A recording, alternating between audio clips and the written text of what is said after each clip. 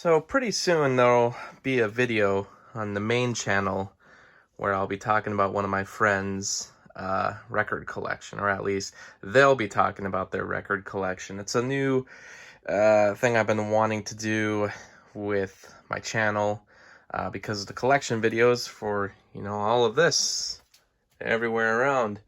This does very well, and I just figured it'd be kind of fun to look at other people's collections as well. Not really movie collections. A lot of people don't really seem to have movie collections.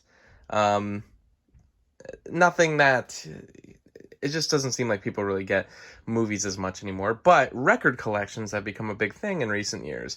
And I know I've been staring at this pile for a while, but a lot of this actually is just laser discs. Laser discs that, for some reason, start at the end of the alphabet and then go all the way to the beginning of the alphabet. But I think I used to have these sitting flat versus sideways, so that might be why. And I got some other things here. This awesome Criterion box set of Ingmar Bergman's films, the Godzilla Criterion set, and then just these animated DC films that came with the original book it was based upon that just don't fit with the rest of my movies. And then I got some CEDs, random Kubrick box set, I Am Legend box set, just a bunch of random stuff. God, it's dusty here. That's embarrassing. But the point is, that video should be coming out pretty soon, but I figured I actually do have records, and I don't think I go into these enough just because I don't have many. I don't have a lot, but I have a few. Climax Blues Band. Bland. It's not bland.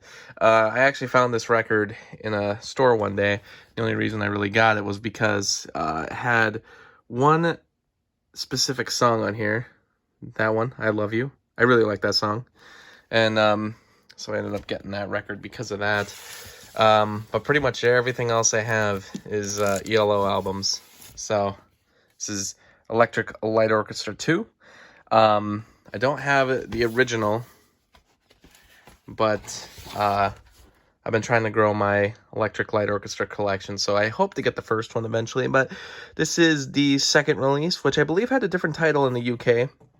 And honestly, not their biggest songs. I actually think there's some better ones even on the original first album they released. But for looking for records of this, it's mostly... Oh, now I'm just mixing everything up. But for finding records of Electric Light Orchestra, it's mostly just about finding whatever's available online and, whenever it's available for a better price. And I actually think I found this in a store one time. I did not buy this online, which, this has some pretty good songs on it. Some that you might know about, like Evil Woman and Strange Magic. Strange Magic is a really good Electric Light Orchestra song. I'll put that away as well. And then I'm definitely going to be fixing these up after.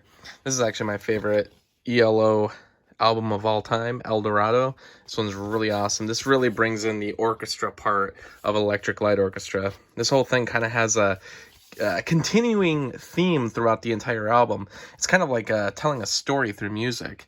Can't Get Out of My Head's a really good song. These are all just really good.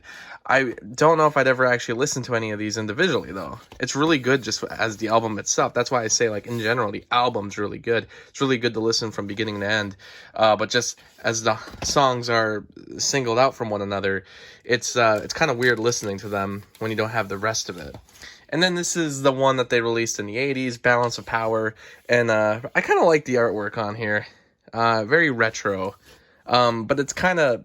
The music on here is not very what Electric Light Orchestra does.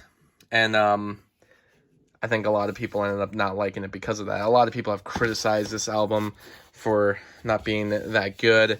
And I mean, I can get the criticisms, but like I said, I still dig that 80s techno style that there was at the time. This didn't get too heavy into the techno, but it definitely was trying to be more of what was popular in the 80s versus what Electric Light Orchestra was just good at. Their newer albums they've done have definitely been more like their classic style. But this was like one of the last albums they released. There was quite a gap of time before the next one. I think they went on a little bit of a hiatus after this. So definitely still got to grow the Electric Light Orchestra collection. That's really it. I don't really have Mount Chelmsford records, but that was just a little look into mine, because once we go into my friends, there's going to be a lot more to talk about, and you will see that in the future.